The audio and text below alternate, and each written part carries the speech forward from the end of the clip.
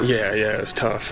Kevin really pitched a good game, and it didn't really show up on the scoreboard there. But sometimes that's what happens. They stayed through some balls too. That's what happens, and you can get some bloop hits. But I thought Kevin pitched really well, and everybody after him too. But yeah, unfortunately, things didn't bounce our way tonight there. Trey, how did it feel to get a hold of that one the way you've been scouting? It felt good. At the time, you always, you never feel too good after a loss. But I've been working on some things a lot. So hopefully it'll start to show up here soon. Trey, do you think you benefit from having the day off and just kind of getting a little bit of a break? Yeah, it's always nice to have a reset.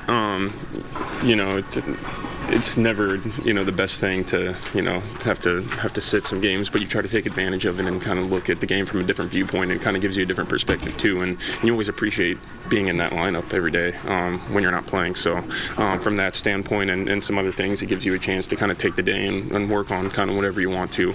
So it does help from a mental standpoint, I think. How does that benefit you when you're trying to get out of, kind of what you're getting out of personally?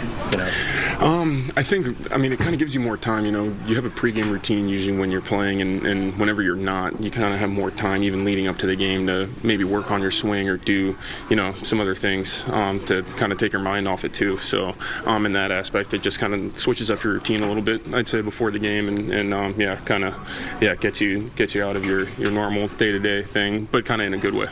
You mentioned earlier before the game about staying back on the ball. Is where that homer went significant in that respect? And the pitch was on the inner half too, so I stayed through that one well. Earlier in the game, my first two at-bats, I kind of fouled a couple pitches off I could have hit, and then ended up being in front of breaking balls, kind of like I have been here for a while. It felt good to kind of make an adjustment there. The play in the ninth inning with you and John, what happened? Yeah, we were in that shift defense, so that kind of threw us off a little bit. We each thought the other one had it, and neither of us called it, and we both hurt each other by the ball, and it just dropped.